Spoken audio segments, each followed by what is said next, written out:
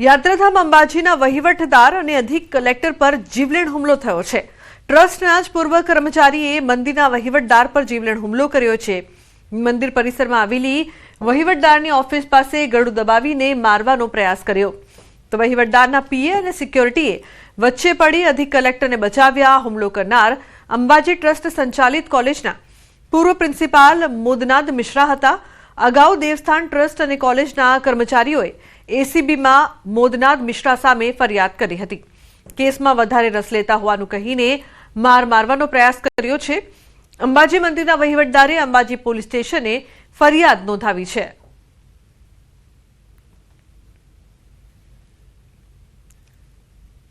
રાજસ્થાનના બે ગેંગસ્ટરની ધરપકડ, બે શૂટરની ક્રાઇમ બ્રાન્ચે ધરપકડ કરી છે। 7 કલાકના ઓપરેશન બાદ બંનેની ધરપકડ કરવામાં આવી છે। રવિ ગોદારાના બે શૂટર ક્રાઇમ બ્રાન્ચના સકંજામાં, બંને ઉપર 30થી વધુ ગુનાઓ દાખલ છે। રાજસ્થાન અને અન્ય જગ્યાના ગેંગવોરમાં તેઓ સામેલ હતા। તો મન ઉર્ફે બચા ગેંગસ્ટર અને શુહેબ ઉર્ફે ચિંટુની ધરપકડ કરવામાં આવી છે। બંનેની તપાસમાં મોટો ઘટસ્ફોટ ગુજરાતમાં પોતાનું નેટવર્ક ઊભું કરવાના હતા।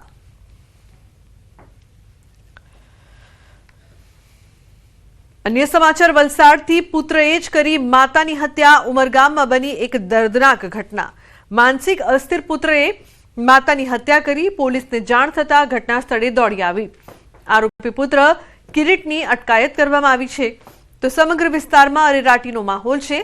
મૃતક મહિલાના મૃતદેહને પોસ્ટમોર્ટમ માટે ખસેડાયો છે। વડોદરાના સયાજી હોસ્પિટલના ઈએનટી વિભાગની સફળતા। 10 કલાકમાં 2 જટિલ સર્જરી કરી ડોક્ટરોએ 2 બાળકોને નવજીવન આપ્યું। દાહોદના 11 વર્ષીય બાળકના ફેફસામાં પેપર પિન ફસાઈ હતી। ફસાયેલી પિનને સફળતાપૂર્વક બહાર કઢાઈ હતી।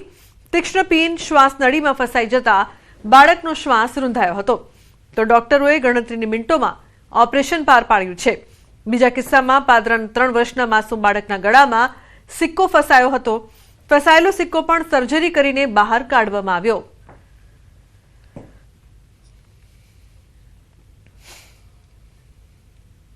અમદાવાદમાં આરટીઓએ 2025માં દંડ વસૂલવામાં નોંધપાત્ર વધારો નોંધ્યો છે। 2024માં આરટીઓએ કુલ 7.16 કરોડ રૂપિયાનો દંડ વસૂલ કર્યો હતો, જ્યારે 2025માં આ રકમ વધીને 10.40 કરોડ રૂપિયા થઈ છે, એટલે કે 45% વધારો થયો છે।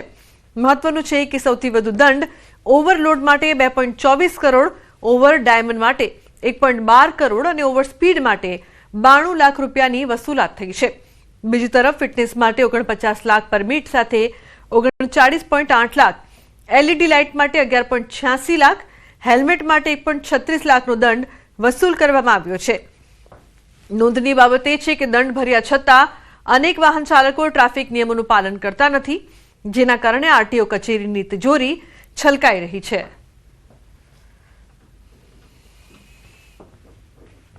છેલ્લા 1 વર્ષમાં વાત કરીએ તો 2024ના વર્ષમાં આરટીઓ અમદાવાદ દ્વારા ટોટલ 7 કરોડ ને 16 લાખનું દંડ વસૂલવામાં આવેલો છે। એની સરખામણીએ 2025માં કુલ 10 કરોડ ને 39 લાખનો દંડ વસૂલ કરવામાં આવેલો છે, જેમાં જુદા જુદા જે નિયમ ભંગ થયેલા હોય તેમાં મુખ્યત્વે છે ઓવરલોડમાં ટોટલ 2 કરોડ ને 23 લાખનો દંડ વસૂલ કરવામાં આવેલો છે। ત્યારબાદ ઓવર ડાયમેન્શન જે વ્હીકલ છે તેમાં 1 કરોડ ને 12 લાખનો દંડ વસૂલ કરવામાં આવેલો છે। સમાચારમાં આગળ વાત કરીશું ભવનાથનો મેળો।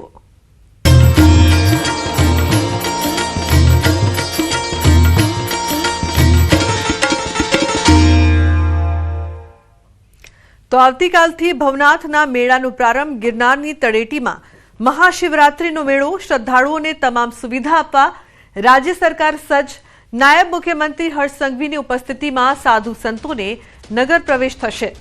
સર્વ સમાજની દીકરીઓ કળશ ધારણ કરી સંતોનું સ્વાગત કરશે।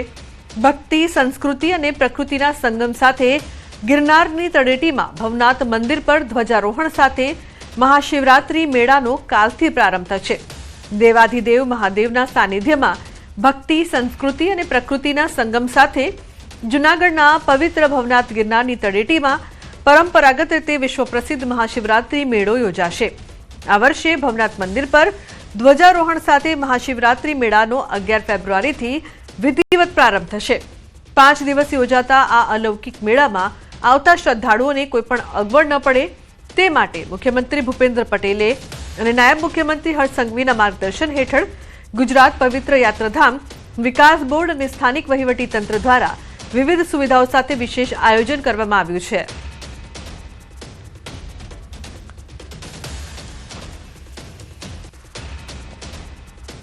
તો જૂનાગઢમાં મહાશિવરાત્રીના મેળાની તૈયારીને આખરી ઓપ ધારાસભ્ય કલેક્ટરે રૂટનું નિરીક્ષણ કર્યું છે।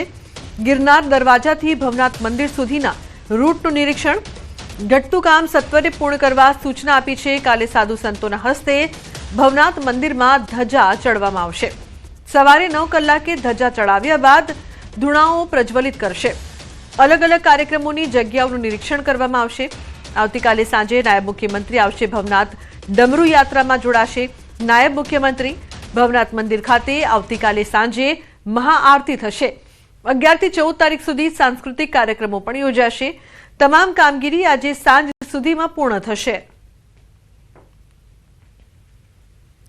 આવતીકાલથી શિવરાત્રી મહાપર્વની શુભ શરૂઆત થઈ રહી છે અને સમગ્ર દેશની અંદર સૌથી મોટો શિવરાત્રીનો મહોત્સવ કે મેળો એ જૂનાગઢમાં યોજાય છે ને આ વખતે ગુજરાત સરકાર દ્વારા આદરણીય મુખ્યમંત્રી ભૂપેન્દ્રભાઈ પટેલ, ઉપમુખ્યમંત્રી અને આ વિભાગના મંત્રી આદરણીય હર્ષભાઈ સંઘવીના નેતૃત્વ નીચે જૂનાગઢના મેળાને એક અદ્ભુત મહા શિવરાત્રી મહોત્સવના નામથી એમની કામથી જે રીતે મેળાનું આયોજન થઈ રહ્યું છે અને મેળાની આખરી તૈયારી પૂર્ણતાના આરે છે। તારીખ 11 તારીખના મુખ્ય જે કાર્યક્રમો છે એની વાત કરીએ તો સવારમાં 7:30 વાગે જિલ્લા વહીવટી તંત્ર દ્વારા ધ્વજારોહણ માટે ભરડા વાવથી એકત્ર થઈ અને પદયાત્રા કરવામાં આવશે અને 9 વાગે ધ્વજારોહણ કરવામાં આવશે ભવનાથ મહાદેવ મંદિર ખાતે।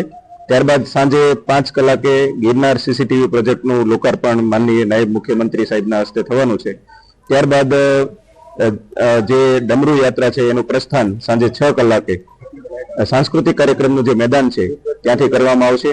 આ ડમરૂ યાત્રા ભવનાથ મહાદેવ મંદિર ખાતે પહોંચશે અને ત્યાં ભવનાથ મહાદેવની મહાઆરતી સાંજે 7 કલાકે કરવામાં આવશે।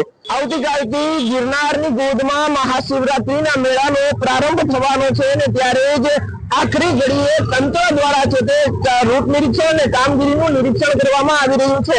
ગણતરીની કલાકો જ આ મેળાના પ્રારંભને બાકી છે ત્યારે જિલ્લા કલેક્ટર, ધારાસભ્ય તેમજ જુદી જુદી સમિતિઓ બનાવવામાં આવી છે તેના અધ્યક્ષો, મેયર સહિતના પદાધિકારીઓ દ્વારા હાલ ભવનાથ જે 3 કિલોમીટરનો જે શિવરાત્રી રૂટ છે તેનું નિરીક્ષણ કરવામાં આવી રહ્યું છે। કામગીરીને આખરી ઓપ આપવામાં આવી છે અને હાલ જે રીતે જોઈ શકો છો કે અધિકારીઓ દ્વારા જે તમામ કામગીરી થઈ છે ભવનાથના જે ગિરનાર દરવાજાને ભરડા વાવથી તે 3 કિલોમીટર રૂટનું હાલ છે તે નિરીક્ષણ કરવામાં આવી રહ્યું છે અને કામગીરી છે તે પૂર્ણ થવા આવી છે। ત્યારે આવતીકાલે ભવનાથ મંદિર ખાતે ધ્વજારોહણ બાદ મેળાનો વિધિવત પ્રારંભ થશે। અમાર મકાઈ ન્યૂઝ 18 ગુજરાતી જૂનાગઢ।